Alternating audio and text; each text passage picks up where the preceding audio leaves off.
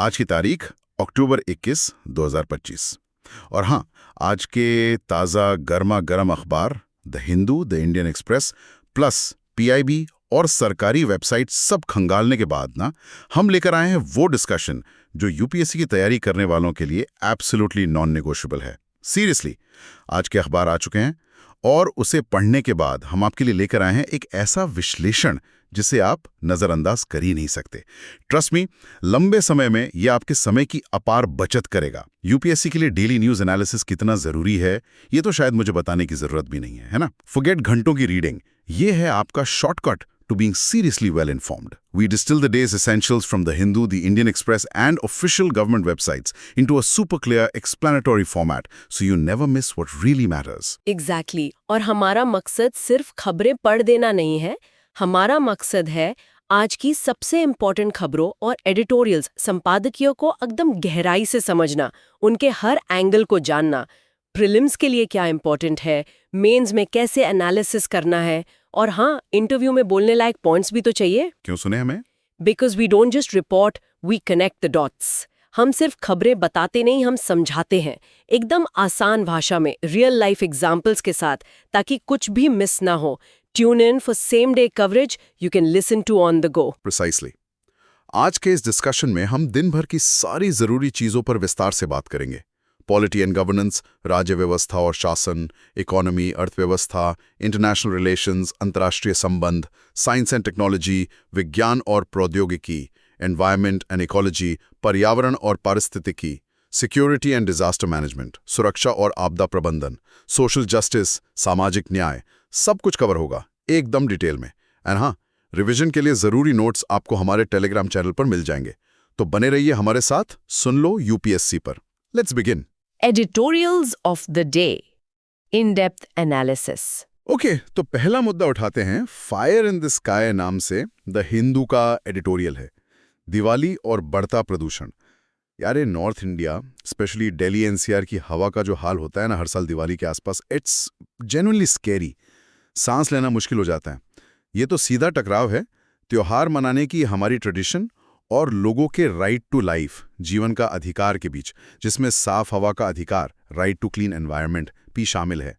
Article 21 याद है ना?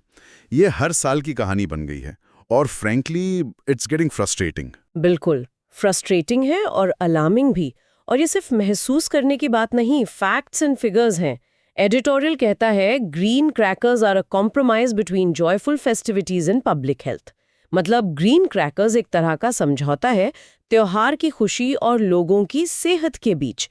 लेकिन ये कॉम्प्रोमाइज, ये समझौता क्या वाकई काम कर रहा है? सवाल तो यही खड़ा होता है। GRAP-2 graded response action plan stage 2 लागू होने के बावजूद, मतलब सरकार ने पहले से ही कुछ कदम उठाने शुरू कर दिए पोल्यूशन कंट्रोल के लिए, हवा की क्वालिटी, गुणवत्ता पहले से ही खराब कैटेगरी में है।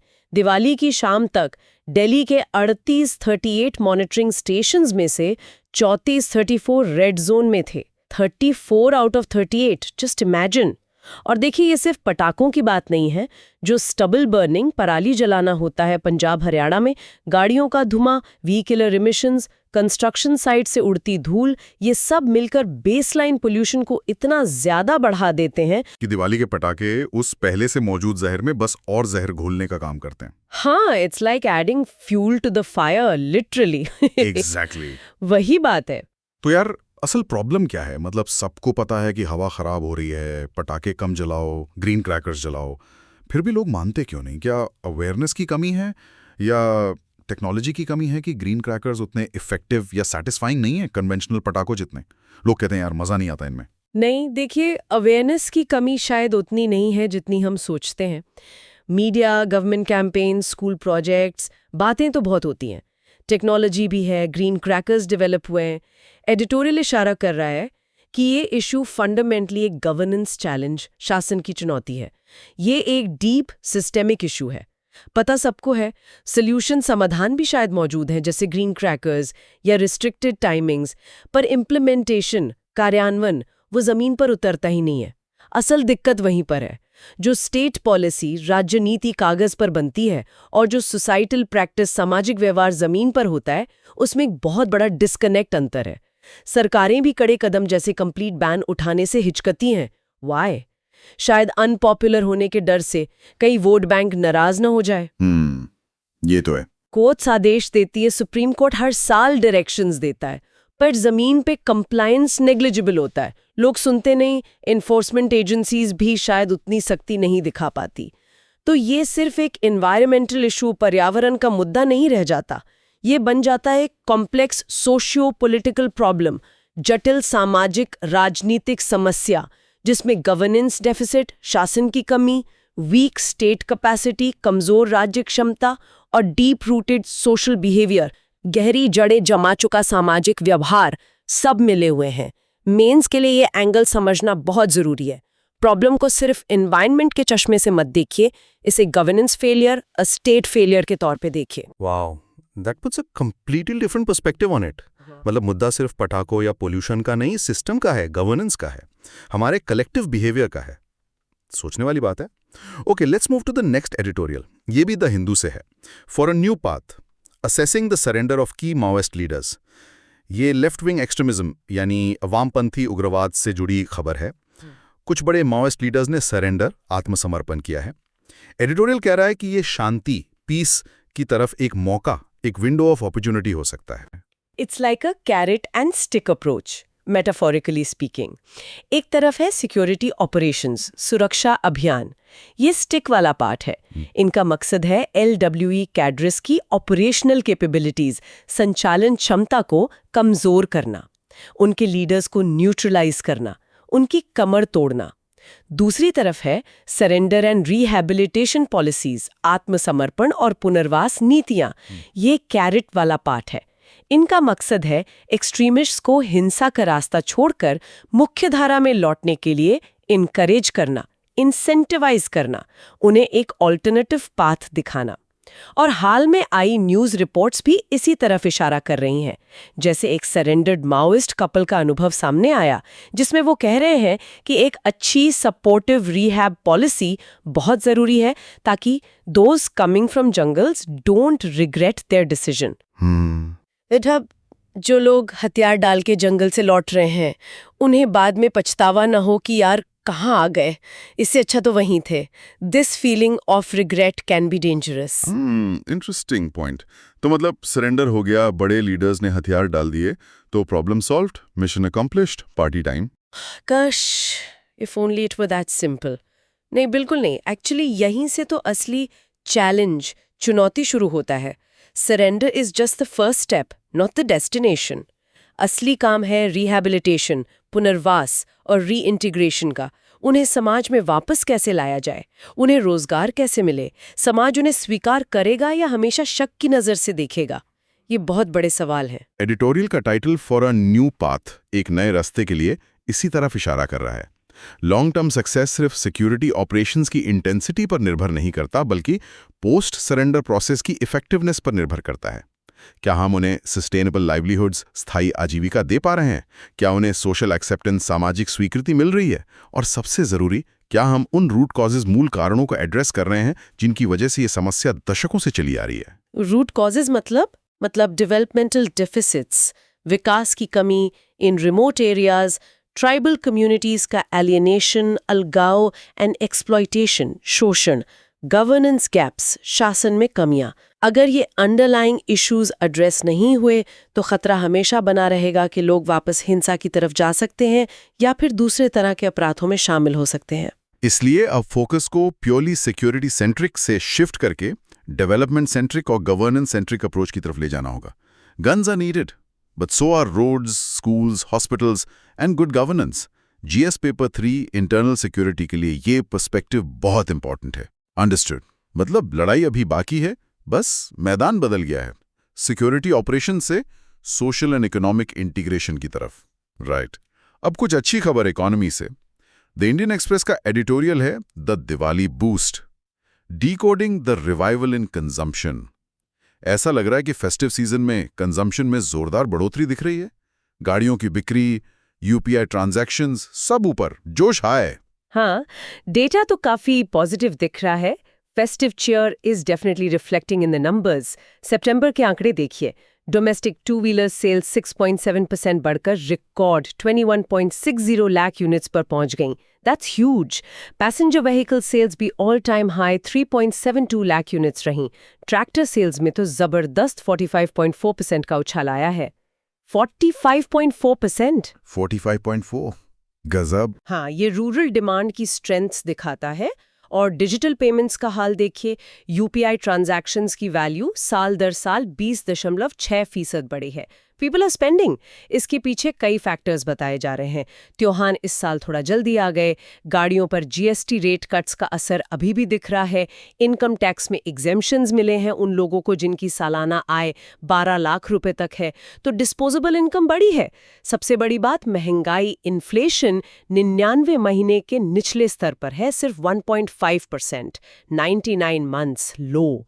और हाँ, मॉनसून भी अच्छा रहा है तो रूरल इनकम्स को भी बूस्ट मिला है। So multiple positive factors converging. अरे वाह, ये तो कमाल के आंकड़े हैं। मतलब सब चंगा सी, इकोनॉमी पटरी पर आ गई है, अब टेंशन खत्म, वी कैन रिलैक्स नाउ। यहीं पर एडिटोरियल एक नोट ऑफ कॉशन देता है, एक वार्निंग बेल बजाता है। ये बूस्ट, ये उछाल कितना सस्टेनेबल, टिकाऊ है? सवाल ये है। देखिए, इकोनॉमिक ग्रोथ के 4 इंजन्स होते हैं, गाड़ी के 4 पहिए समझ लीजिए। पहला, हाउस होल्ड कंजम्पशन, जो हम और आप खर्च करते हैं। दूसरा, प्राइवेट इन्वेस्टमेंट, निजी निवेश या ग्रॉस फिक्स्ड कैपिटल फॉर्मेशन, जब कंपनियां नए कारखाने लगाती हैं, नई मशीनें खरीदती हैं, इंफ्रास्ट्रक्चर बनाती हैं। ठीक है। तीसरा, गवर्नमेंट स्पेंडिंग, सरकारी खर्च, जो सरकार सड़क, पुल, स्कूल, डिफेंस पर खर्च करती है। और चौथा, नेट एक्सपोर्ट्स, यानी हमारा एक्सपोर्ट माइनस इंपोर्ट। अभी कंजम्पशन वाला इंजन तो तेज दौड़ा है, नो डाउट, लोग खर्च कर रहे हैं, पर एडिटोरियल कहता है कि प्राइवेट इन्वेस्टमेंट वाला इंजन सबसे लंबे समय से रुका हुआ है, has been stalled the longest. Companies नया इन्वेस्टमेंट करने से हिचक रही हैं। ये एक बड़ी स्ट्रक्चरल वीकनेस है हमारी इकोनॉमी की।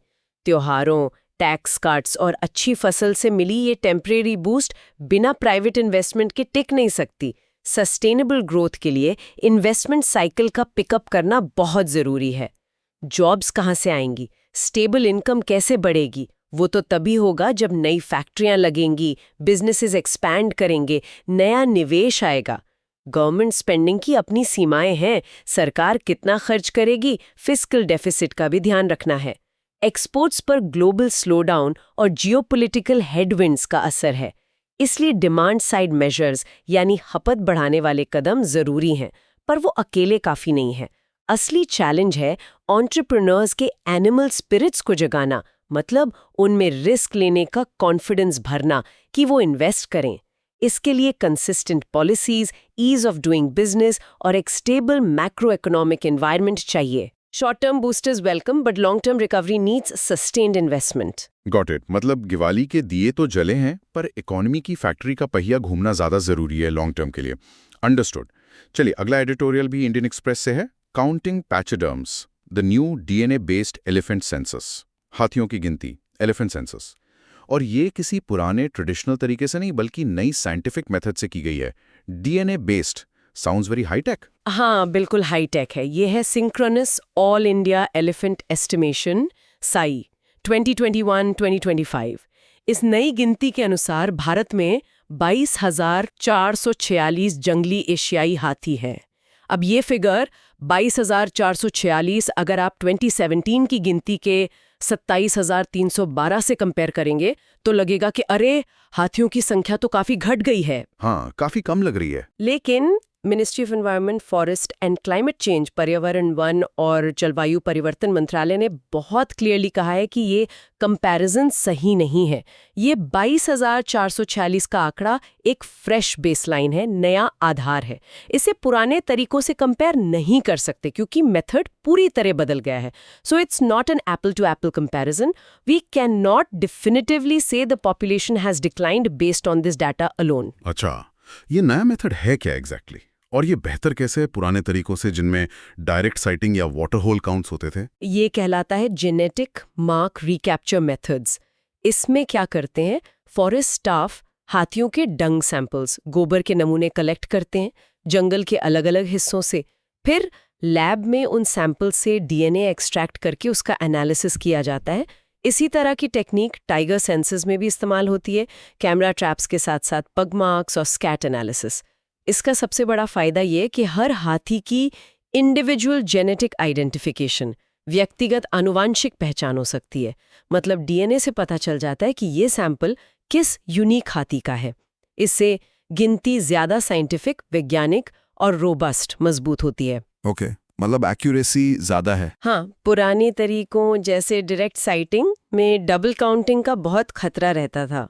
एक ही हाथी को 2 बार गिन लिया या कुछ हाथियों को मिस कर दिया। इस जेनेटिक मेथड से एक्यूरेसी बहुत बढ़ जाती है। लेकिन मेथड बेहतर होने के बावजूद हाथियों के सामने जो रियल वर्ल्ड चैलेंजेस हैं वो कम नहीं हुए हैं। हैबिटेट फ्रेगमेंटेशन, मतलब उनके रहने की जगह रोड्स, रेलवेज, एग्रीकल्चर के कारण टुकड़ों में बट रही हैं, जिससे उनका मूवमेंट रुकता है। ह्यूमन एनिमल कॉन्फ्लिक्ट, मानव पशु संघर्ष बढ़ रहा है क्योंकि हाथी भोजन और पानी की तलाश में इंसानी बस्तियों में आ जाते हैं, और माइनिंग, हाईवेज, रेलवेज जैसे बड़े इंफ्रास्ट्रक्चर प्रोजेक्ट से उनके ट्रेडिशनल माइग्रेटरी कॉरिडोर्स, प्रवासी गलियारों पर जबरदस्त दबाव बढ़ रहा है। उनके आने जाने के सदियों पुराने रास्ते बाधित हो रहे हैं। तो मेथड नया और बेहतर है, ज़्यादा साइंटिफिक है, पर कंपैरिजन मुश्किल हो गया। मतलब हम डेफिनेटिवली ये नहीं कह सकते कि पिछले 5-6 सालों में हाथियों की संख्या घटी है या बढ़ी है, even though the number looks lower. Exactly, precisely the point the editorial is making. ये एक डेटा कॉन्टिन्यूटी डिलेमा पैदा करता है। जब आप पॉपुलेशन एस्टिमेशन का मेथड ड्रास्टिकली बदल देते हैं तो पास्ट ट्रेंड से तुलना करना साइंटिफिकली इनवैलिड हो जाता है। हम कॉन्फिडेंटली ये असेस नहीं कर सकते कि हमारी पिछले कुछ सालों की कंजर्वेशन पॉलिसीज कितनी सफल या विफल रहीं, क्योंकि हमारे पास लाइक फॉर लाइक कंपैरिजन के लिए डेटा ही नहीं है। ये दिखाता है कि कैसे साइंटिफिक प्रोग्रेस, जो कि अच्छी बात है, शॉर्ट टर्म में पॉलिसी इवैल्यूएशन के लिए एम्बिग्विटी पैदा कर सकता है। मतलब विज्ञान आगे बढ़ गया पर पॉलिसी मेकर्स के लिए थोड़ी उलझन बढ़ गई कि पास्ट एफर्ट्स का रिजल्ट क्या रहा। अब फोकस इस नए बेसलाइन 22,446 का इस्तेमाल करके फ्यूचर में ज्यादा एक्यूरेट ट्रेंड एनालिसिस करने पर होना चाहिए। We need to consistently use this method now to track population changes accurately going forward and evaluate our conservation efforts effectively. GS paper 1 focus heritage, society and geography. विरासत, समाज और भूगोल। चलिए बातें हैं GS पेपर 1 के टॉपिक्स पर। Heritage, society and geography. एक महत्वपूर्ण खबर है कि president of India Shrimati Droupadi Murmu Kerala जा रही हैं। वहां वो श्री नारायण गुरु की महासमाधि शताब्दी के कार्यक्रम का उद्घाटन करेंगी, शिवागृह मठ, वर्कला में। कौन थे श्री नारायण गुरु और उनका कंट्रीब्यूशन क्या है इंडियन सोसाइटी में? Why is he so revered, especially in Kerala? Shri Narayan Guru 1856 to 1928 Kerala के इतिहास में एक टावरिंग फिगर हैं। एक महान दार्शनिक, स्पिरिचुअल लीडर और सबसे बढ़कर एक क्रांतिकारी समाज सुधारक थे। वो एजवा समुदाय से आते थे, जिसे उस समय केरल की रिजिड कास्ट हायरार्की, कठोर जाति पदानुक्रम में अवर्णा या लोअर कास्ट माना जाता था, और उन्हें भयानक सामाजिक अन्याय, सोशल इनजस्टिस, भेदभाव, डिस्क्रिमिनेशन और छुआछूत, अनटचेबिलिटी झेलना पड़ता था। उनका पूरा जीवन इसी ऑप्रेसिव कास्ट सिस्टम, दमनकारी जाति व्यवस्था के खिलाफ एक शांत लेकिन दृढ़ संघर्ष था।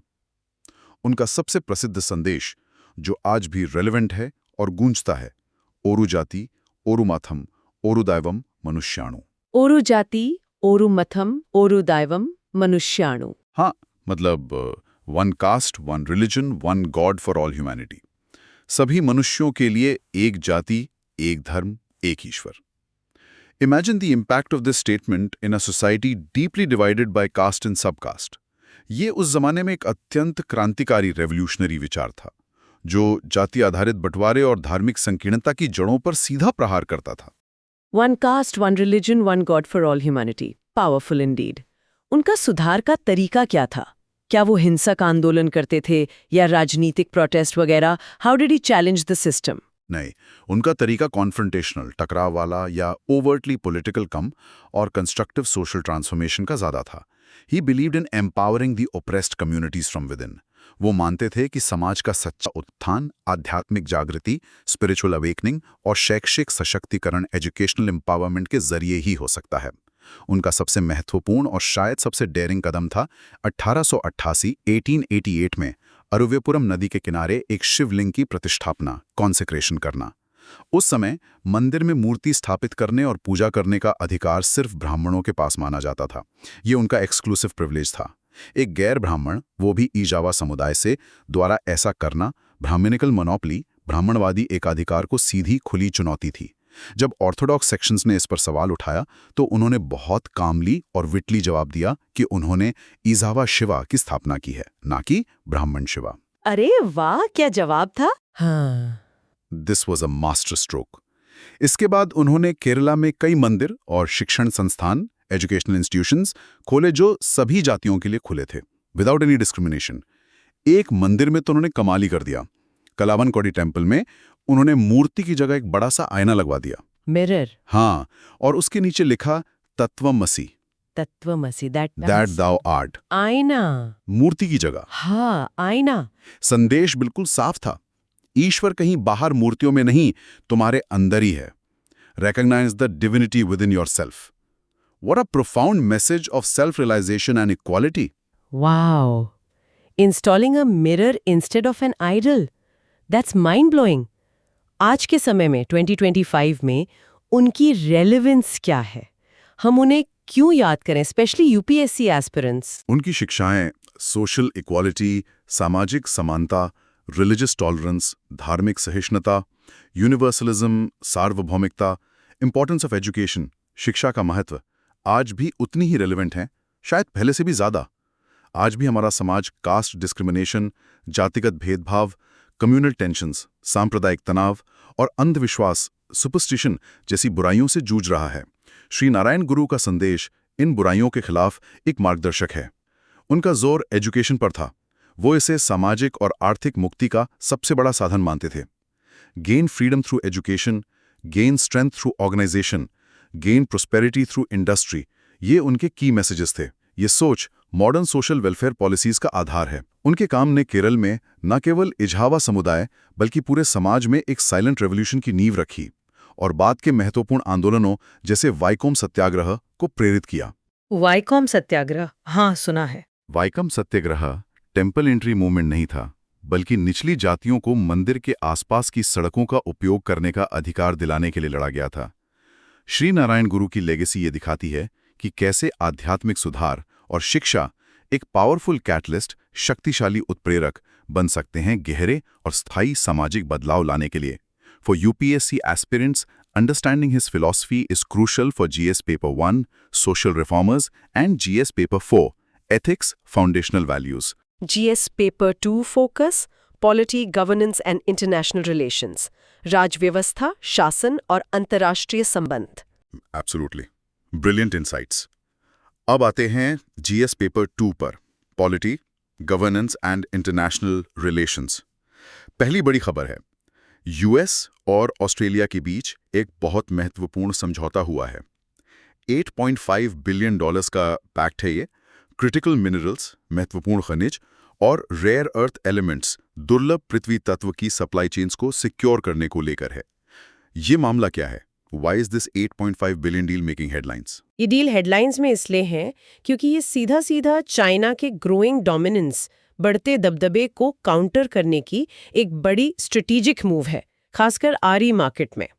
रेयर अर्थ एलिमेंट्स, जैसा कि हम आगे GS3 में और डिटेल में देखेंगे, आज की हाईटेक दुनिया के लिए एब्सोल्युटली एसेंशियल है, from smartphones to fighter jets to green energy technologies. Problem ये है कि इस मार्केट में चीन का जबरदस्त, ऑलमोस्ट मोनोपोलिस्टिक वर्चस्व है, डोमिनेंस है। आंकड़े चौंकाने वाले हैं। करीब 70% ग्लोबल रेयर अर्थ माइनिंग और लगभग 90% प्रोसेसिंग और रिफाइनिंग चीन कंट्रोल करता है। 90%? बाप रे। हाँ, 90%। सोचिए, दुनिया 90% प्रोसेस रीज के लिए चीन पर निर्भर है। हाल ही में चीन ने इनके एक्सपोर्ट पर कंट्रोल और कड़ा कर दिया है। कुछ क्रिटिकल टेक्नोलॉजीज के एक्सपोर्ट पर भी रिस्ट्रिक्शंस लगाए। इसे western countries, specially the US, चीन की इकोनॉमिक कोऑर्जन या वेपनाइजेशन ऑफ सप्लाई चेन्स की तरह देख रहे हैं। यूएस ऑफिशियल्स ने इसे रेयर अर्थ एक्सटॉर्शन, दुर्लभ पृथ्वी जबरन वसूली तक कहा है। उनका कहना है कि ब्यूरोक्रेट्स इन बीजिंग ग्लोबल सप्लाई चेन्स को मैनिपुलेट करने की कोशिश कर रहे हैं। तो इस यूएस ऑस्ट्रेलिया समझौते का प्राइमरी ऑब्जेक्टिव, प्राथमिक उद्देश्य है एलाइज सहयोगियों के बीच रिजिलिएंट, सिक्योर और डाइवर्सिफाइड सप्लाई चेन्स बनाना, ताकि चीन पर यह क्रिटिकल डिपेंडेंसी, महत्वपूर्ण निर्भरता कम हो सके।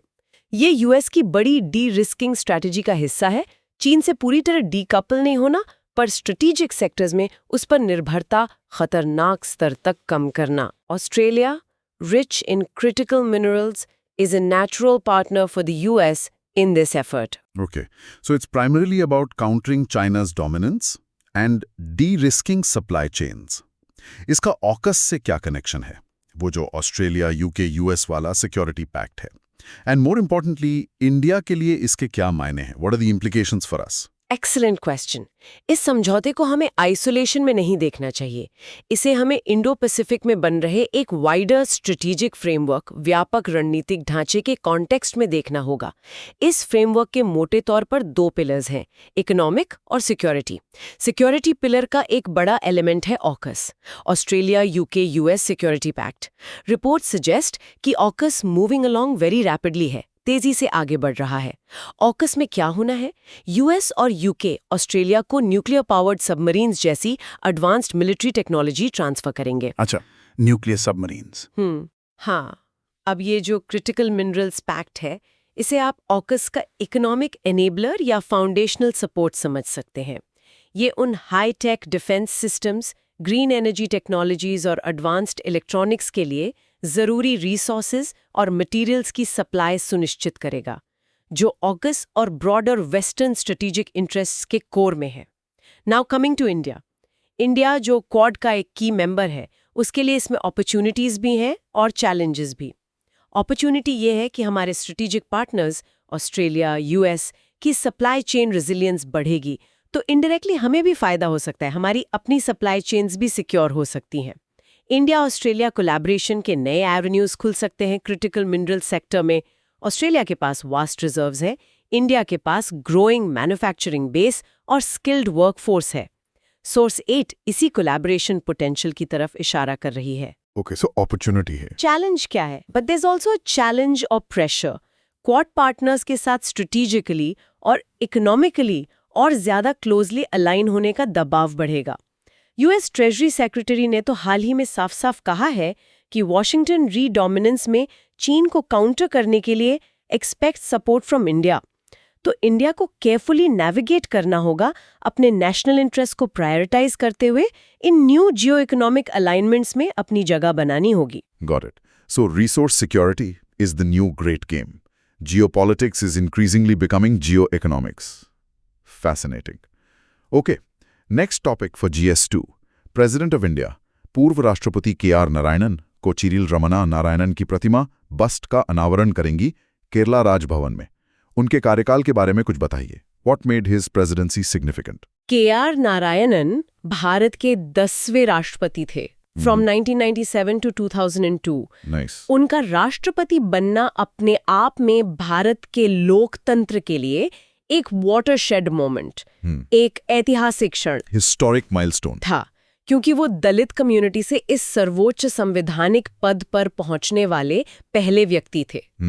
ये सोशल जस्टिस और इंक्लूजन की दिशा में एक बहुत बड़ा सिंबल था। लेकिन वो सिर्फ एक सिंबॉलिक प्रेसिडेंट नहीं थे, वो खुद को एक वर्किंग प्रेसिडेंट कहते थे, Nice. ना कि सिर्फ एक पैसिव रबर स्टैम्प्ड प्रेसिडेंट। उनका मानना था कि राष्ट्रपति को संविधान के दायरे में रहते हुए एक एक्टिव मीनिंगफुल भूमिका निभानी चाहिए, न कि सिर्फ सरकार के हर फैसले पर मैकेनिकली मोहर लगा देनी चाहिए। Interesting. Working president. Sounds assertive. तो उन्होंने अपने प्रेसिडेंशियल डिस्क्रेशन, राष्ट्रपति का विवेक का इस्तेमाल कैसे किया? कोई स्पेसिफिक एग्जांपल्स हैं जहां उन्होंने ये असर्टिवनेस दिखाई? हाँ, बिल्कुल। उनका कार्यकाल प्रेसिडेंशियल डिस्क्रेशन के थॉटफुल, करेजियस और असर्टिव मुखर इस्तेमाल के लिए याद किया जाता है। उन्होंने कई महत्वपूर्ण प्रेसिडेंट्स, मिसालें या पूर्व उदाहरण कायम की, जिसने राष्ट्रपति पद की भूमिका को रीडिफाइन किया। फॉर इंस्टेंस, उस दौर में कोलिशन पॉलिटिक्स और हंग पार्लियामेंट्स, त्रिशंकु संसद का जमाना था, जब किसी एक पार्टी को क्लियर मेजॉरिटी नहीं मिलती थी। ऐसी स्थिति में उन्होंने ये कन्वेंशन, परंपरा स्थापित की कि प्रधानमंत्री पद के दावेदार को सरकार बनाने का न्योता देने से पहले बहुमत साबित करने के लिए सपोर्टिंग पार्टीज के लेटर्स ऑफ सपोर्ट दिखाने होंगे। अच्छा, ये उन्होंने शुरू किया था। हाँ, उन्होंने ये प्रैक्टिस इस्टेब्लिश की। इससे पोस्ट इलेक्शन हॉर्स ट्रेडिंग, चुनाव बाद की जोड़-तोड़ पर कुछ हद तक अंकुश लगा। और सबसे महत्वपूर्ण, सबसे ज्यादा चर्चा में रहने वाले इंस्टेंसेस थे जब उन्होंने 2 बार यूनियन कैबिनेट की सिफारिश को पुनर्विचार के लिए वापस भेजा, जिसमें राज्यों में प्रेसिडेंट्स रूल, राष्ट्रपति शासन लगाने की बात थी, जो आर्टिकल 356 के तहत लगाया जाता है, एक कंट्रोवर्शियल प्रोविजन। पहली बार 1997 में उत्तर प्रदेश में कल्याण सिंह गवर्नमेंट को डिसमिस करने के मामले में, और दूसरी बार 1998 में बिहार में राबड़ी देवी गवर्नमेंट को डिसमिस करने के मामले में। उन्होंने कैबिनेट से कहा कि वो अपने फैसले पर पुनर्विचार करें, इसके कॉन्स्टिट्यूशनल प्रोप्राइटी पर सोचें। ये कोई क्षमता का बढ़ावा नहीं था, बल्कि ये राष्ट्रपति की भूमिका का एक गहरा असर्शन था कि वो संविधान के सजग प्रहरी, conscience keeper and ultimate guardian of the constitution है। उन्होंने अपने पद का इस्तेमाल सरकार को सलाह देने, चेतावनी देने और प्रोत्साहित करने के लिए किया, ये सुनिश्चित करते हुए कि एग्जीक्यूटिव एक्शंस, कार्यकारी कार्य संवैधानिक सिद्धांतों और एस्टैब्लिश्ड डेमोक्रेटिक नॉर्म्स, स्थापित लोकतांत्रिक मानदंडों के अनुरूप हों। तो उनकी लेगेसी क्या है? What can be learn from his presidency today? KR. Narayanan एक इंटेलेक्चुअल प्रेसिडेंट, बौद्धिक राष्ट्रपति थे, जिन्होंने राष्ट्रपति पद की मॉरल अथॉरिटी, नैतिक सत्ता को काफी हद तक रिस्टोर और मजबूत किया। उन्होंने साबित किया कि ये पद सिर्फ सेरेमोनियल हेड, औपचारिक प्रमुख का नहीं है, बल्कि हमारे constitutional system of checks and balances का एक वाइटल फंक्शनिंग पार्ट है। उन्होंने राष्ट्रपति के विवेकाधिकार, डिस्क्रेशनरी पावर्स के कॉन्स्टिट्यूशनल स्कोप, संवैधानिक दायरे को असर्टिवली एक्सप्लोर किया और बढ़ाया। और हाँ, जैसा कि सोर्स 23 में भी जिक्र है, केरल के एक छोटे से गांव उजावुर से एक्सट्रीम पॉवर्टी और कास्ट डिस्क्रिमिनेशन की बाधाओं को पार कर राष्ट्रपति भवन तक का उनका सफर, ये अपने आप में भारतीय लोकतंत्र की इंक्लूसिव, समावेशी और ट्रांसफॉर्मेटिव पोटेंशियल परिवर्तनकारी क्षमता का एक पावरफुल और इंड्योरिंग सिंबल है। उनका स्मरण हमें याद दिलाता है कि राष्ट्रपति संविधान के संरक्षक के रूप में कितनी महत्वपूर्ण भूमिका निभा सकते हैं, specially in times of political flux. Absolutely inspiring story and legacy. चलिए GS2 का आखिरी टॉपिक लेते हैं फॉर टुडे, सबरमाला। प्रेसिडेंट का सबरमाला टेम्पल में दर्शन का कार्यक्रम भी है उनके केरला दौरे पर। यह मुद्दा फिर से चर्चा में है। क्या है ये पूरा मामला? संक्षेप में, it has been quite controversial, right? हाँ, ये भारत के सबसे कॉम्प्लेक्स, सेंसिटिव और deeply divisive socio legal and religious issues में से एक रहा है। सबरीमाला मंदिर केरला के पाथनमथिट्टा जिले में स्थित भगवान अयप्पा, लॉर्ड अयप्पा को समर्पित एक बहुत प्रसिद्ध तीर्थ स्थल है। भगवान अयप्पा को नैष्ठिका ब्रह्मचारी यानी इटर्नल सेलिब्रेट, शाश्वत ब्रह्मचारी देवता माना जाता है। इसी मान्यता के आधार पर यहाँ सदियों पुरानी परंपरा या कस्टम, रीति रिवाज है कि मेंस्ट्रुएटिंग एज ग्रुप, जिन्हें आमतौर पर 10 से 50 साल की उम्र का माना जाता है, उनका मंदिर के गर्भगृह सैंक्टम सैंक्टोरियम में प्रवेश वर्जित है। इस प्रैक्टिस को केरला हाई कोर्ट ने 1991 Mahendran versus Travancore Devaswom board case में लीगल सैंक्शन, कानूनी मंजूरी भी दे दी थी। Temple authorities, Travancore Devaswom board और भक्तों के एक बड़े वर्ग का तर्क है कि ये रिस्ट्रिक्शन देवता की सेलिब्रेट नेचर, ब्रह्मचारी प्रकृति और मंदिर की यूनिक कस्टम्स, अद्वितीय रीति रिवाजों की पवित्रता बनाए रखने के लिए जरूरी है, and it's based on the specific character of the deity, not discrimination against women पर से। Okay, so that was the long standing tradition upheld by the high court. फिर सुप्रीम कोर्ट का क्या फैसला आया इस पे? If I remember correctly, The SC lifted the ban. Yes, you remember correctly. 2018 में Indian young lawyers association versus state of Kerala case में supreme court की 5 जज कॉन्स्टिट्यूशन बेंच ने 4:1 मेजॉरिटी से इस बैन को असंवैधानिक, अनकॉन्स्टिट्यूशनल करार देते हुए हटा दिया। मेजॉरिटी जजेस CJI दीपक मिश्रा, जस्टिसेस खानविलकर, नारीमन, चंद्रचूड़ का कहना था कि ये प्रथा महिलाओं के फंडामेंटल राइट्स, मौलिक अधिकारों का उल्लंघन करती है। स्पेसिफिकली राइट टू इक्वालिटी, समानता का अधिकार अंडर आर्टिकल 14, ये भेदभावपूर्ण है। Prohibition of discrimination on grounds of sex, लिंग के आधार पर भेदभाव का निषेध अंडर आर्टिकल 15, ये महिलाओं के खिलाफ उनके बायोलॉजी के आधार पर भेदभाव है। और right to freedom of religion, धर्म की स्वतंत्रता का अधिकार अंडर आर्टिकल 25, इसमें सभी व्यक्तियों को महिलाओं सहित अपनी पसंद के धर्म का पालन करने और पूजा करने का अधिकार शामिल है। तो ये 3 आर्टिकल्स का वायलेशन माना गया। यस, हाँ, मुख्यतः ये एक क्लासिक कॉन्स्टिट्यूशनल डिलेमा थी। हाँ, एक तरफ व्यक्तिगत महिलाओं के मौलिक अधिकार आर्टिकल्स 14, 15, 21, 25, राइट। दूसरी तरफ धार्मिक समुदाय रिलीजियस डिनोमिनेशन हाँ। के अपने धार्मिक मामलों को मैनेज करने के अधिकार autonomy to manage religious affairs under article 26। Right. Majority ने इंडिविजुअल राइट्स को कलेक्टिव राइट्स पर प्रायोरिटाइज किया इस केस में। तो एससी ने बैन हटा दिया 4.1 मेजॉरिटी से, मामला सुलझ गया। What's the current status? Is the entry now smooth? नहीं, मामला सुलझा नहीं बल्कि और उलझ गया। कोर्ट ने अपने फैसले में ये भी पाया कि महिलाओं का ये एक्सक्लूजन हिंदुइज्म का इसेंशियल रिलीजियस प्रैक्टिस नहीं है। Essential religious practice doctrine. हाँ, यूज करती हैं ये डिटरमिन करने के लिए कि कोई प्रैक्टिस धर्म का इतना इंटीग्रल पार्ट है कि उसे आर्टिकल 25-26 का प्रोटेक्शन मिले। कोर्ट ने ये भी कहा कि लॉर्ड अयप्पा के भक्त हिंदुइज्म से अलग कोई सेपरेट रिलीजियस डिनोमिनेशन, अलग धार्मिक संप्रदाय नहीं है, इसलिए उन्हें आर्टिकल 26 का प्रोटेक्शन नहीं मिल सकता।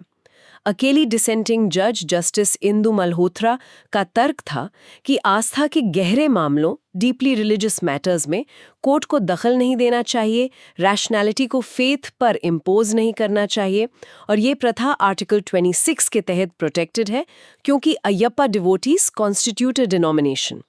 इस फैसले के बाद केरला और देश के कई हिस्सों में बड़े पैमाने पर प्रोटेस्ट हुए। फैसले को इम्प्लीमेंट करने में राज्य सरकार को भारी मुश्किलों का सामना करना पड़ा। कई रिव्यू पिटिशंस दायर की गई। ओह, तो प्रोटेस्ट हुए? हाँ, काफी।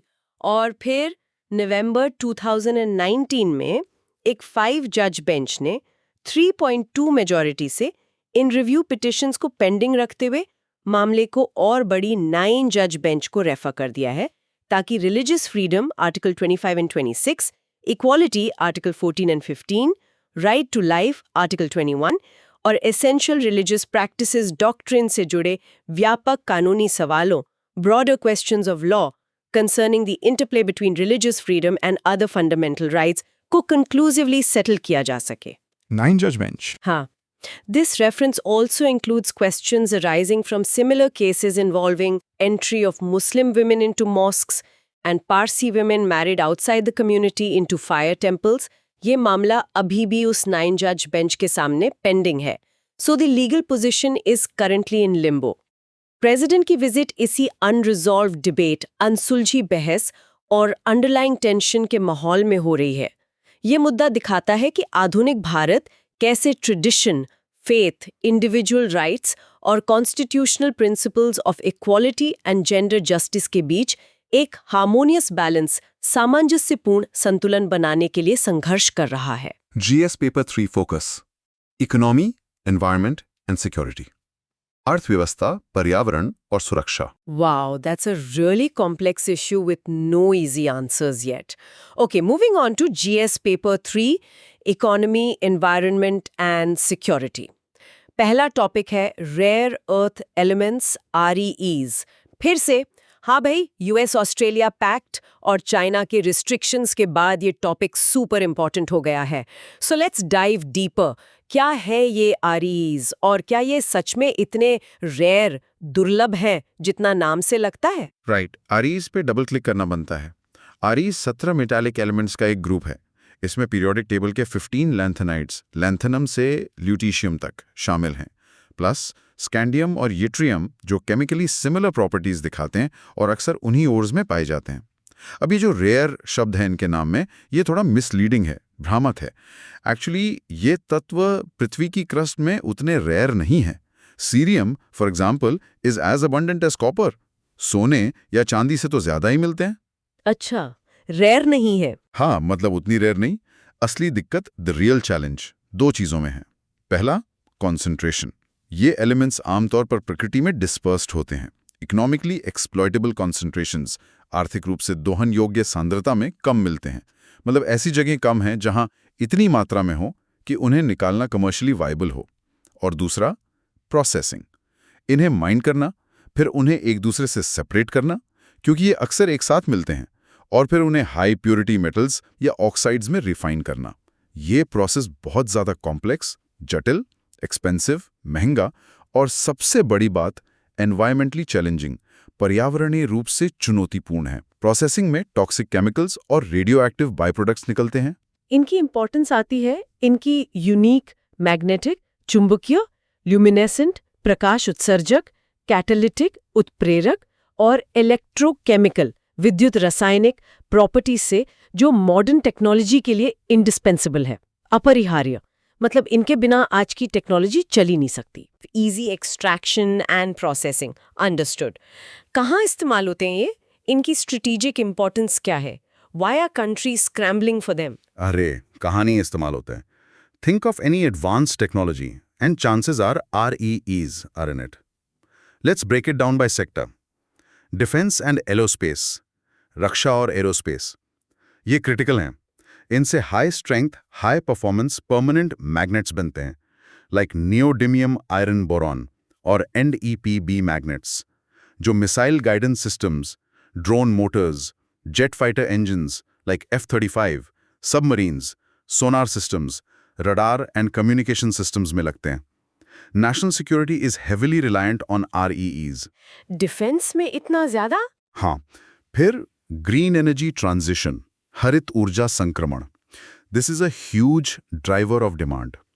दुनिया क्लाइमेट चेंज से लड़ने के लिए क्लीन एनर्जी की तरफ बढ़ रही है। REEs इसमें सेंट्रल रोल निभाते हैं, खासतौर पर नियोडिमियम, प्रसोडियम, डिस्प्रोसियम और टर्बियम। इनसे पावरफुल लाइट वेट मैग्नेट्स बनते हैं जो इलेक्ट्रिक व्हीकल मोटर्स को एफिशिएंट बनाते हैं और लार्ज विंड टर्बाइन जनरेटर्स को रन करने के लिए एसेंशियल हैं। Without REEs, the green transition would be much harder and costlier. और एडवांस्ड इलेक्ट्रॉनिक्स, आपके हाथ में जो स्मार्टफोन है उसकी screen colours, vibration motor, speaker magnets में REEs हैं। जिस लैपटॉप पर काम करते हैं उसके हार्ड ड्राइव मैग्नेट्स में, कैमरा लेंसेज की पॉलिशिंग में, हाई परफॉर्मेंस लेजर्स में, फाइबर ऑप्टिक केबल्स में, सिग्नल एम्प्लीफिकेशन के लिए, इन सब में REEs का इस्तेमाल होता है। They enable miniaturisation and high performance. मतलब हर जगह। बिल्कुल। टेबल में कुछ की एलिमेंट्स और उनके स्पेसिफिक यूज दिए हैं।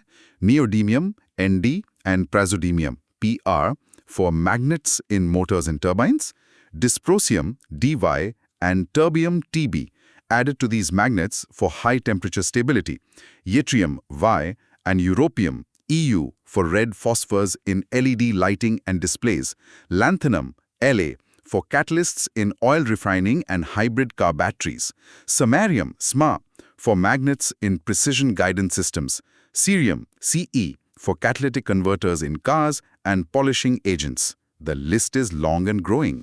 बाप रे, ये तो सच में वंडर एलिमेंट्स है। Modern civilisation runs on these. और चीन का दबदबा इसमें कितना है? आपने बताया था 90% processing. Can you elaborate on that dominance? हाँ, चाइना का dominance is staggering and across the value chain. Mining में उसकी ग्लोबल हिस्सेदारी करीब 60-70% है। But the real chokehold, the real dominance, lies in the downstream stages. Separation, processing, refining and magnet manufacturing. यहाँ वो दुनिया का करीब 90% कंट्रोल करता है। 90%? Still unbelievable. हाँ, 90%। ये उसे इमेंस जियोपॉलिटिकल लेवरेज, अत्यधिक भू राजनैतिक लाभ देता है। वो इनकी सप्लाई को इकोनॉमिक स्टेटक्राफ्ट, आर्थिक कूटनीति के हथियार की तरह इस्तेमाल कर सकता है। सप्लाई कट करके प्राइसेस मैनिपुलेट कर सकता है या पॉलिटिकल प्रेशर डालने के लिए एक्सपोर्ट रोक सकता है, जैसा उसने 2010 में जापान के साथ डिस्प्यूट में किया था और जैसा हाल के एक्सपोर्ट कर्व्स में फिर से दिख रहा है। इसे कहते हैं weaponisation of supply chains. This makes other countries extremely vulnerable. Frightening dependency. तो इंडिया कहाँ खड़ा है इसमें? Do we have reserves? हमारी स्ट्रैटेजी क्या है इस वल्नरेबिलिटी से निपटने की?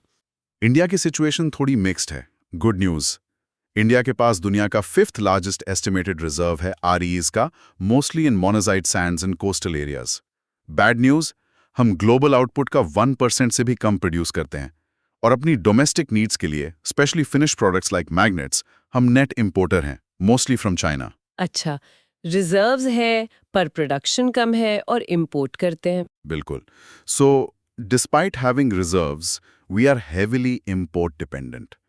ये एक बड़ी स्ट्रेटेजिक वल्नरेबिलिटी है, सामरिक भेद्यता है। सरकार ने इसे पहचाना है और is actively taking steps. Policy initiatives, national critical minerals mission launch किया गया है to boost exploration and processing. Mines and minerals development and regulation act MMDR act में हाल ही में अमेंडमेंट किया गया है ताकि critical minerals including some REEs के एक्सप्लोरेशन और माइनिंग में प्राइवेट सेक्टर इन्वेस्टमेंट आ सके। पहले ये largely government PSU, IREL, India limited तक लिमिटेड था। Exploration. Geological Survey of India (GSI) is actively exploring for REE deposits. Processing. The biggest challenge is building domestic processing and refining capacity. IREL has some capacity, but it needs significant scaling up and technological advancement.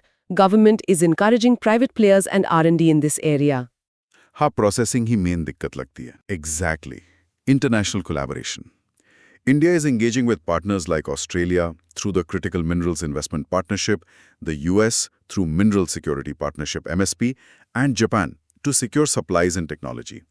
Stockpiling, National Critical Mineral Stockpile NCMS बनाने का भी plan है ताकि supply chain में कोई major disruption हो तो हमारे पास स्ट्रैटेजिक बफर रहे। But the real challenge remains moving up the value chain from just mining ores to producing high-purity oxides, metals, alloys, and finally, finished products like magnets. यही हमें आत्मनिर्भर बनना होगा. It's a long road, but crucial for our economic and national security. Right. Atmanirbhar Bharat in race. Makes sense. चलिए GS3 का अगला topic लेते हैं, left wing extremism LWE, a multi pronged approach to internal security. हम पहले भी माओइस्ट सरेंडर पर बात कर चुके हैं एडिटोरियल एनालिसिस में। अब जरा सरकार की पूरी स्ट्रैटेजी को थोड़ा और डिटेल में समझते हैं इसे काउंटर करने की। What is the comprehensive approach? हाँ, जैसा हमने पहले डिस्कस किया, सरकार का approach is not just about guns and bullets. It's explicitly stated to be multi-pronged, बहुआयामी, aiming to tackle the problem from various angles simultaneously. इसके key dimensions हैं security dimension, सुरक्षा आयाम. This is perhaps the most visible part. इसका cornerstone, आधारशिला है समाधान doctrine, announced in 2017. ये एक acronym है. Each letter standing for a strategic focus. S, smart leadership, कुशल नेतृत्व. A, aggressive strategy, आक्रामक रणनीति. M, motivation and training, सुरक्षा बलों के लिए प्रेरणा और प्रशिक्षण. A, एक्शनेबल इंटेलिजेंस, कार्यवाही योग्य खुफिया जानकारी. D, dashboard based KPIs progress, प्रगति को मापने के लिए dashboard. H, harnessing technology, drone, खुफिया निगरानी आदि तकनीक का इस्तेमाल. A, action plan for each theatre, हर प्रभावित इलाके के लिए अलग कार्य योजना. N, no access to financing, Maoist की फंडिंग और फाइनेंशियल नेटवर्क्स को काटना. समाधान, ओके. इसका ओवरऑल गोल है इंटेलिजेंस लेड प्रिसाइज ऑपरेशन से माओइस्ट केडरर्स की मिलिट्री कैपेसिटी को डिग्रेड करना. फिर है डेवलपमेंट डायमेंशन, विकास आयाम. This is equally if not more important. सरकार मानती है कि LWE अक्सर विकास के शून्य, वैक्यूम ऑफ डेवलपमेंट में पनपता है. जहां गरीबी, पिछड़ापन और सरकार की पहुंच कम होती है, वहां एक्सट्रीमिस्ट एलिमेंट्स अपनी जगह बना लेते हैं. इसे काउंटर करने के लिए कई इनिशिएटिव्स हैं. एस्पिरेशनल डिस्ट्रिक्ट्स प्रोग्राम लॉन्च किया गया 2018 में, जो देश के 112 सबसे पिछड़े जिलों, जिनमें कई LWE प्रभावित हैं, के की socio economic indicators, health, education, infrastructure etcetera को फास्ट ट्रैक मोड में सुधारने पर फोकस करता है. स्पेशल इंफ्रास्ट्रक्चर स्कीम्स चलाई जा रही हैं LWE अफेक्टेड एरियाज के लिए. सड़कें, road requirement plan, bridges, fortified police stations, mobile towers to improve connectivity, schools, Eklavya model residential schools, anganwadis, health care facilities, इन सबको दूर दराज के इलाकों तक पहुंचाना प्रायोरिटी है. The idea is to win the hearts and minds of the people by bringing development to their doorstep. Development से दिल जीतना, राइट? तीसरा है राइट्स बेस्ड अप्रोच. अधिकार आधारित दृष्टिकोण. This is very crucial, especially concerning tribal communities who form a significant part of the population in LWE areas. Maoists often exploit local grievances related to land alienation and forest rights.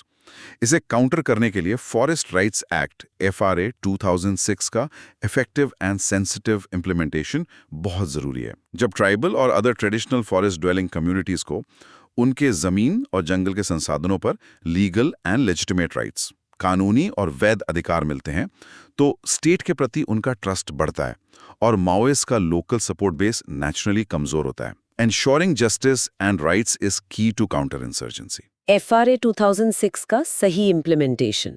ठीक है. और चौथा, surrender and rehabilitation policy. आत्मसमर्पण और पुनर्वास नीति. जैसा हमने पहले बात की, वायलेंस छोड़ने वालों को एक वे आउट देने के लिए सेंटर और स्टेट्स की कॉम्प्रिहेंसिव सरेंडर कम रिहैबिलिटेशन पॉलिसीज हैं. इनमें आमतौर पर सरेंडर्ड कैडर्स को इमीडिएट फाइनेंशियल ग्रांट मिलता है, घर बनाने में मदद, वोकेशनल ट्रेनिंग, व्यावसायिक प्रशिक्षण, ताकि वो मेन स्ट्रीम इकोनॉमी में शामिल हो सकें, और उनके बच्चों की पढ़ाई में मदद दी जाती है. इसका मकसद उन्हें समाज की मुख्यधारा में पीसफुली और रिस्पेक्टफुली इंटीग्रेट करना है. So it's a very holistic strategy. Security, development, rights and rehabilitation. क्या ये multi-pronged strategy काम कर रही है? नतीजे दिख रहे हैं?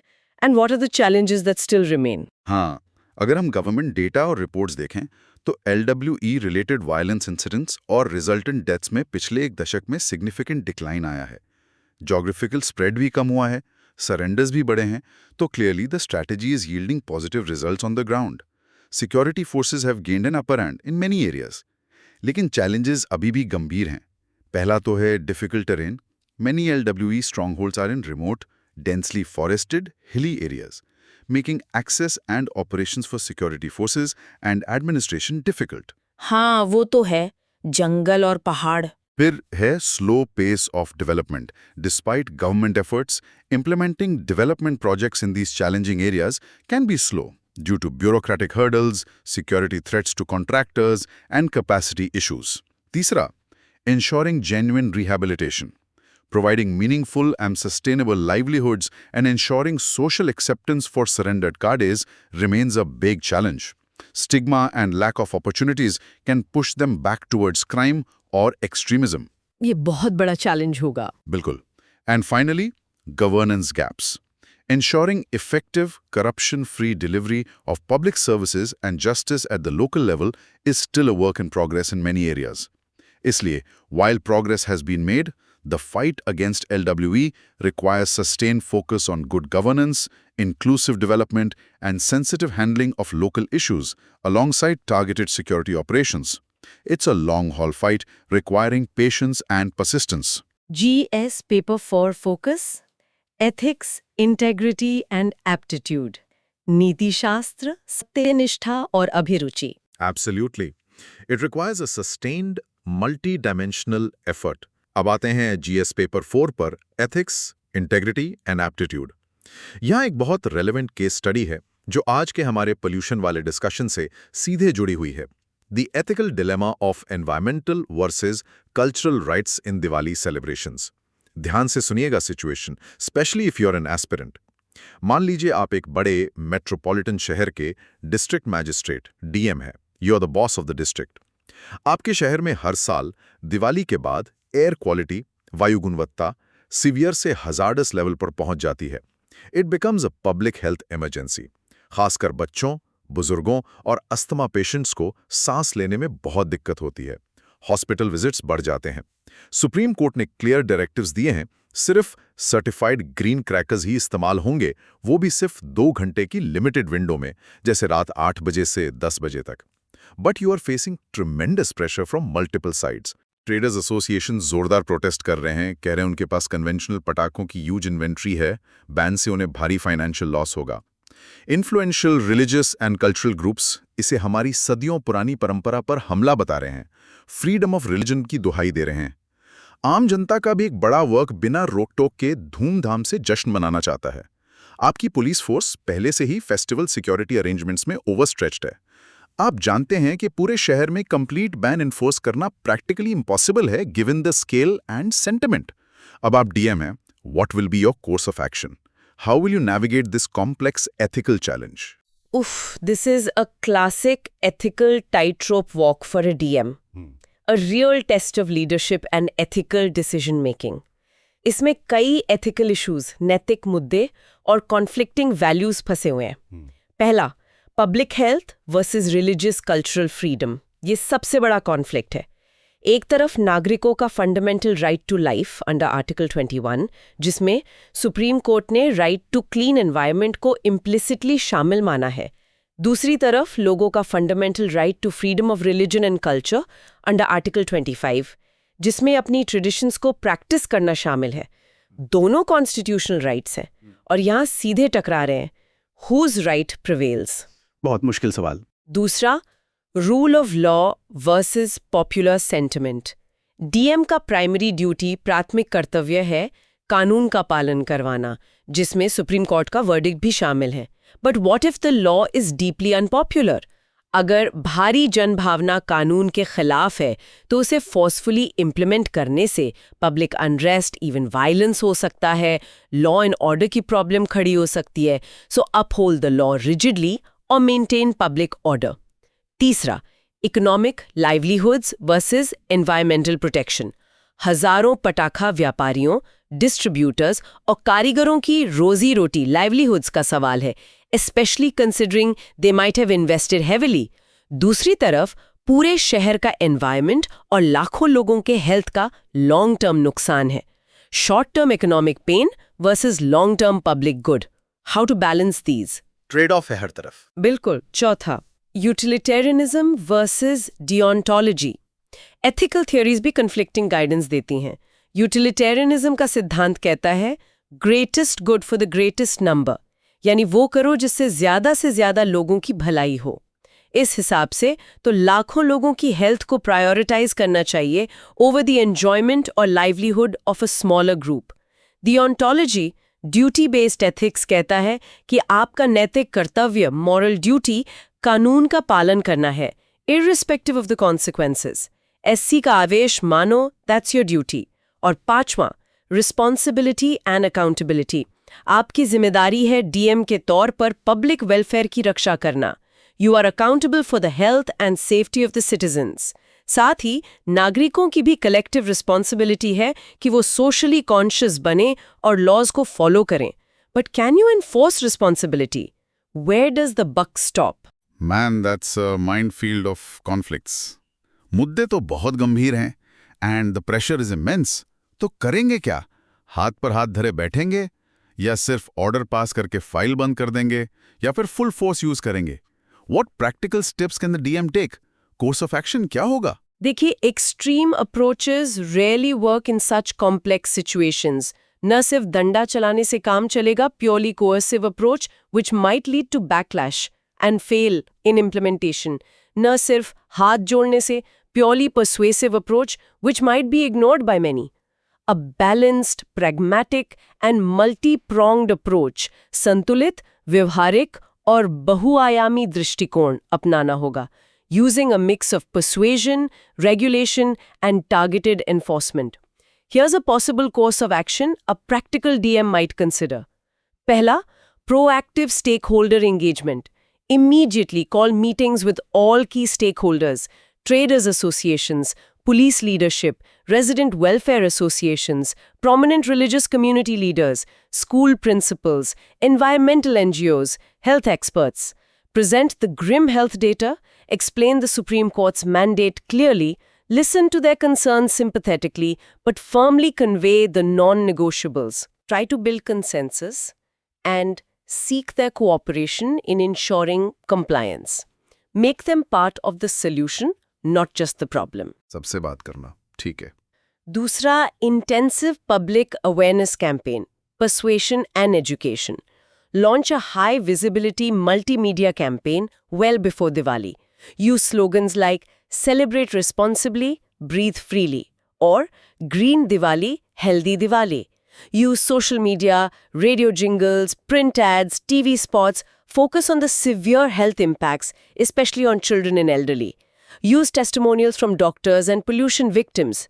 Rope in local celebrities, influencers, and religious leaders to promote celebrating with green crackers within the time limit. Appeal to people's conscience and sense of community responsibility. Awareness फैलाना जरूरी है. तीसरा, facilitating compliance, regulation, and support. Make it easier for people to comply. Work with traders to ensure adequate availability and clear identification of genuinely certified green crackers at reasonable prices. Maybe designate specific zones for their sale. Issue clear guidelines and warnings about penalties for selling conventional crackers or violating time limits. Control the supply side as much as possible through licensing and inspections. Chautha, targeted and visible enforcement, deterrence. Given the police force constraints and practical difficulties of a blanket ban enforcement, focus enforcement efforts strategically. Direct police to act strictly against major violations, large-scale bursting of conventional crackers, sale by unlicensed vendors, bursting outside the permitted time window 8 to 10 p.m., and bursting in silent zones near hospitals, schools. Some high-profile seizures or prosecutions can create a strong deterrent effect. The message should be clear. Violations will not be tolerated even if 100% enforcement isn't possible. मतलब बड़े offenders पर focus करना. हाँ. Panchwa, leading by example. Ensure that no conventional fireworks are used in any official government-sponsored events or functions. Encourage all public officials, politicians, and prominent citizens to publicly pledge and celebrate a green Diwali. Leadership by example sends a powerful message. Or chhatha, monitoring and feedback. Set up control rooms to monitor air quality in real time and receive public complaints about violations. Act swiftly on credible complaints. That sounds like a comprehensive and practical plan. और इसका justification क्या देंगे आप? If someone asks, why didn't you impose a complete ban as per the spirit of protecting health, or why didn't you let people celebrate freely as per tradition? The justification for this middle path approach would be grounded in key ethical principles and administrative pragmatism. Prudence and proportionality. It recognizes the limitations of state capacity and the need to balance conflicting rights and interests proportionately, rather than taking an extreme, potentially counterproductive stance. Compassion and public welfare. It prioritizes public health, especially of the vulnerable, while showing compassion for cultural sentiments and economic concerns, trying to minimize harm to all sides. Rule of law and gradual change. It upholds the Supreme Court's directions, but uses a strategy that aims for gradual behavioral change through persuasion and targeted enforcement rather than abrupt coercion, which might fail. Responsibility and leadership. It demonstrates responsible leadership by acknowledging the complexity, engaging stakeholders, educating the public, and taking feasible steps to mitigate the problem, rather than abdicating responsibility or resorting to tokenism. This approach avoids the pitfalls of both authoritarian overreach, which could erode trust and prove ineffective, and passive inaction, which would be a dereliction of duty. It seeks to build a social consensus for responsible celebration while upholding the core principle of protecting public health and adhering to the rule of law. It's about finding the least bad option in a difficult situation. Part 7 and 8. Other news of note. अन्य महत्वपूर्ण समाचार खबरों पर एक quick नजर डालते हैं. The Hindu से एज एक्सपेक्टेड दिल्ली एनसीआर में एयर क्वालिटी बिगड़ने पर ग्रैप स्टेज 2 लागू कर दिया गया है. इसका मतलब है सड़कों की ज्यादा मैकेनाइज्ड स्वीपिंग होगी, हॉटस्पॉट्स पर पानी का छिड़काव बढ़ेगा और डीजल जनरेटर सेट्स के यूजेज पर रेस्ट्रिक्शंस लगेंगे, except for emergency services. Yes, this is a standard response mechanism under the Graded Response Action Plan, GRAP, triggered by deteriorating Air Quality Index, AQI levels. Also reported in The Hindu, there's some positive news from Ladakh.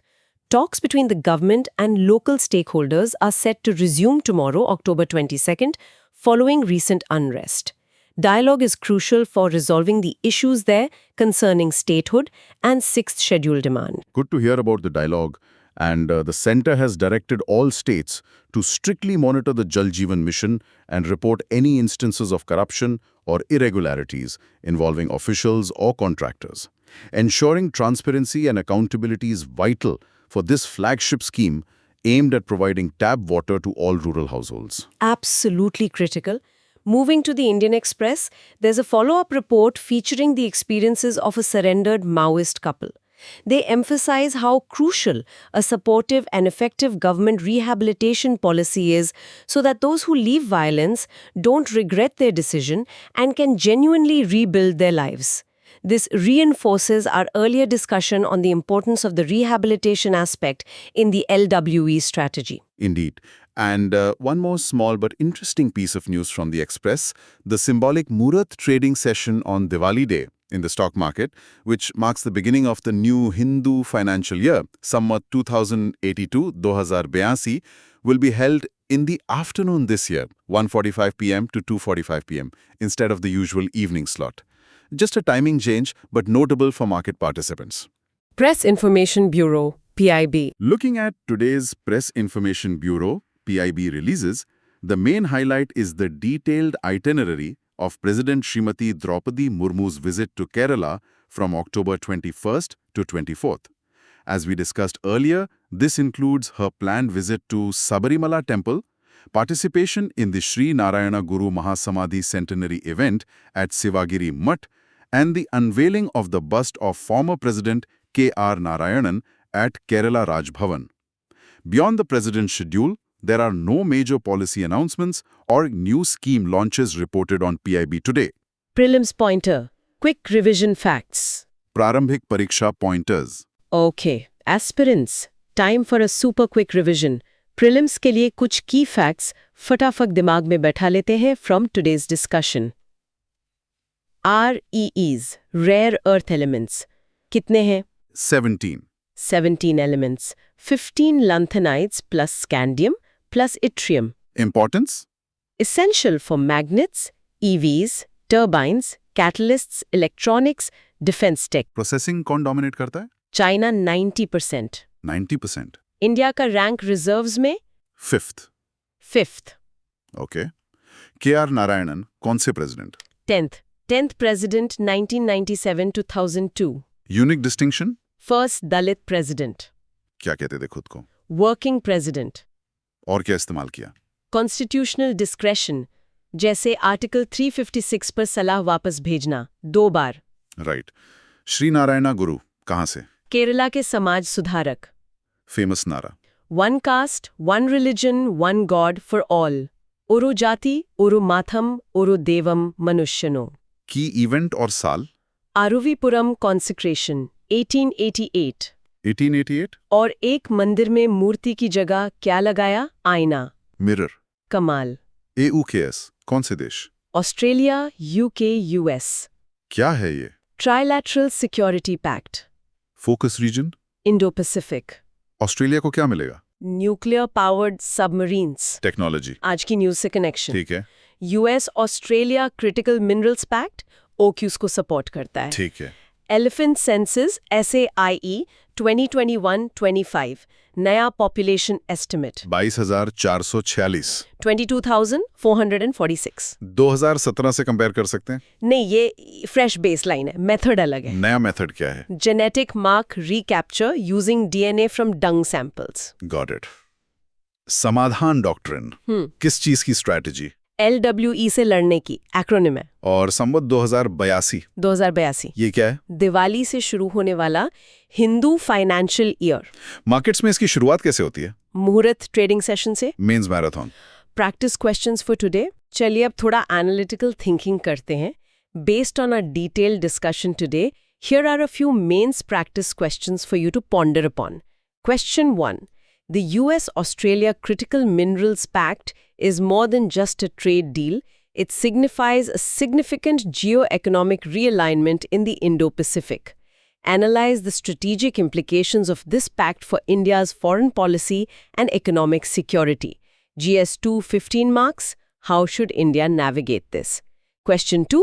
The office of the President of India is not merely ceremonial. It holds significant constitutional responsibility. In light of this statement, discuss the legacy of former President K.R. Narayanan in shaping the role and discretion of the President. GS2, 10 marks. Evaluate his contribution. Question 3. The recurring problem of severe air pollution during Diwali celebrations highlights not just a lack of environmental awareness, but a deeper governance failure. Critically examine this statement and suggest measures to bridge the gap between policy formulation and effective implementation on the ground. GS3, GS4, 15 marks, go beyond blaming citizens or crackers. Previous year question connect. Ji. Today we discussed left-wing extremism in considerable detail, including the government's multi-pronged strategy. This topic directly connects to a question asked in UPSC Mains 2018, GS3.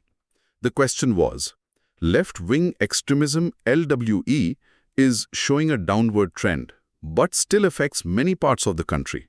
Briefly explain the Government of India's approach to counter the challenges posed by LWE. Exactly. और हमारी discussion today covering the Samadhan doctrine in detail. The emphasis on the development dimension through initiatives like the Aspirational Districts program, the importance of the rights-based approach, focusing on the Forest Rights Act, FRA, and the role of surrender and rehabilitation policies provides you with all the key components needed to write a comprehensive, structured, and updated answer to that 2018 question.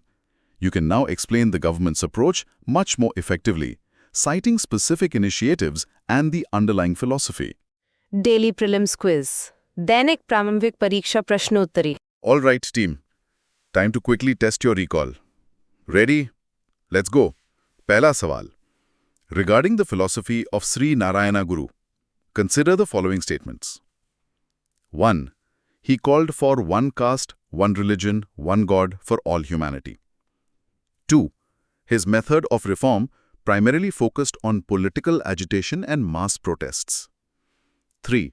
The Aruvipuram movement involved the consecration of a temple deity by a non-Brahmin. Which of the statements given above are correct? A. 1 only. B. 2 and 3 only. C. 1 and 3 only. D. 1, 2 and 3. Think about his methods. Was he mainly about protests? And what happened at Aruvipuram? Spot on. Dusra sawal. Which rare earth element is crucial for manufacturing the high-strength permanent magnets used in EV motors and wind turbines?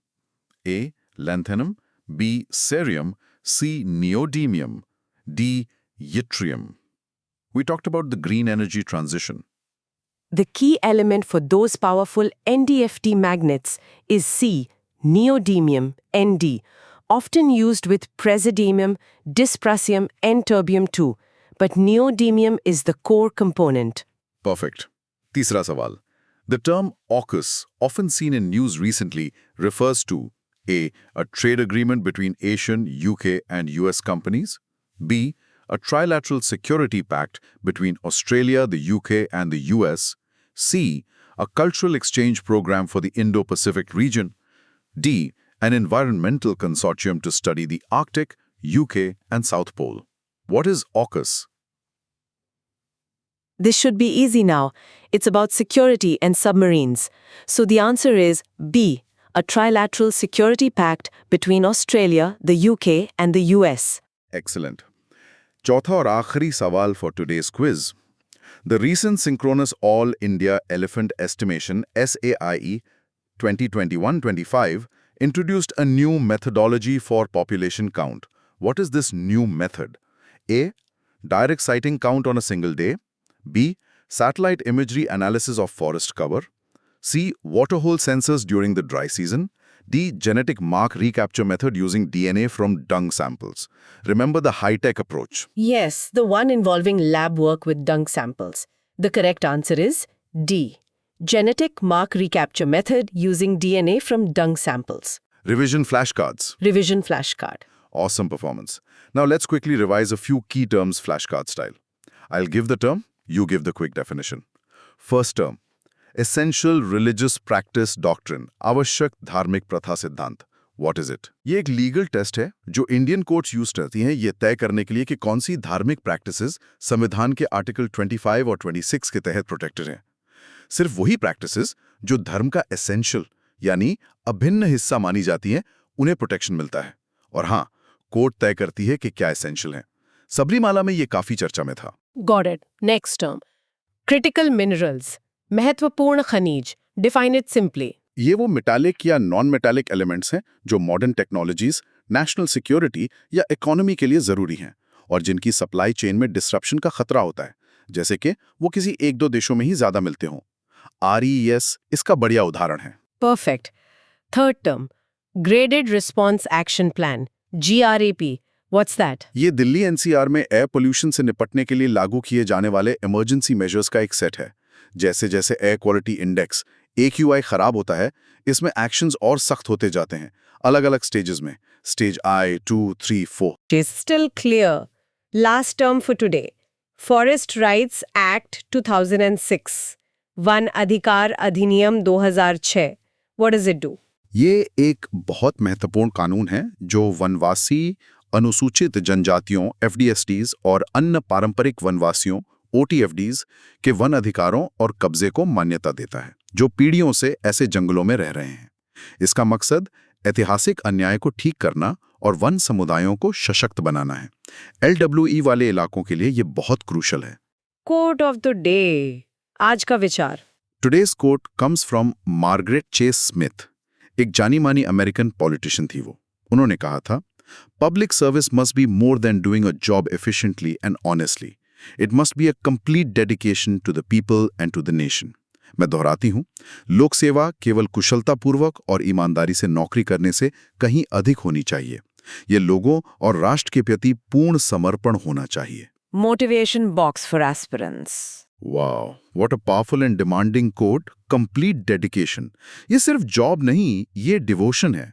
And it connects so beautifully with our discussion today, especially about figures like KR Narayanan. सोचिए उनका सफर केरल के एक छोटे से गांव से, facing unimaginable social and economic hurdles and rising to the highest office of the land. ये सिर्फ एक पर्सनल अचीवमेंट, व्यक्तिगत उपलब्धि की कहानी नहीं है। ये उस पद को डिग्निटी और सब्सटेंस देने की कहानी है। ये साबित करने की कहानी है कि एक व्यक्ति की इंटेग्रिटी, ईमानदारी, कॉन्स्टिट्यूशनल मोरालिटी, संवैधानिक नैतिकता के प्रति कमिटमेंट और डेडिकेशन, समर्पण, राष्ट्र के डेमोक्रेटिक फैब्रिक, लोकतांत्रिक ताने बाने को कितना मजबूत कर सकता है। बिल्कुल। और आपकी यात्रा, dear aspirants listening to this, आपकी ये UPSC की तैयारी, ये भी कुछ ऐसी ही है। ये सिर्फ फैक्ट्स रटने या सिलेबस कवर करने की परीक्षा नहीं है। ये आपके कैरेक्टर, आपके परसिवियरेंस, आपके पेशेंस, आपकी इंटेग्रिटी की भी परीक्षा है। Every single day that you dedicate to this demanding preparation, हर वो घंटा जो आप पढ़ाई में लगाते हैं, हर वो सैक्रिफाइस जो आप करते हैं, आप अनजाने में ही उस रेजिलियंस, उस एनालिटिकल एबिलिटी, उस एम्पैथी और उस डेडिकेशन का निर्माण कर रहे हैं जो एक इफेक्टिव और एथिकल पब्लिक सर्वेंट बनने के लिए ज़रूरी है। Let this preparation be your complete dedication right now. आपकी तैयारी ही उन लोगों और उस राष्ट्र के प्रति आपका पहला समर्पण बने जिनकी आप सेवा करने का सपना देखते हैं। ये रास्ता लंबा है, मुश्किल है, समटाइम्स लोनली है, we know, but remember why you started. Remember the impact you want to make. Keep that fire burning. Keep pushing forward. You are capable of achieving great things. Don't give up. Keep going.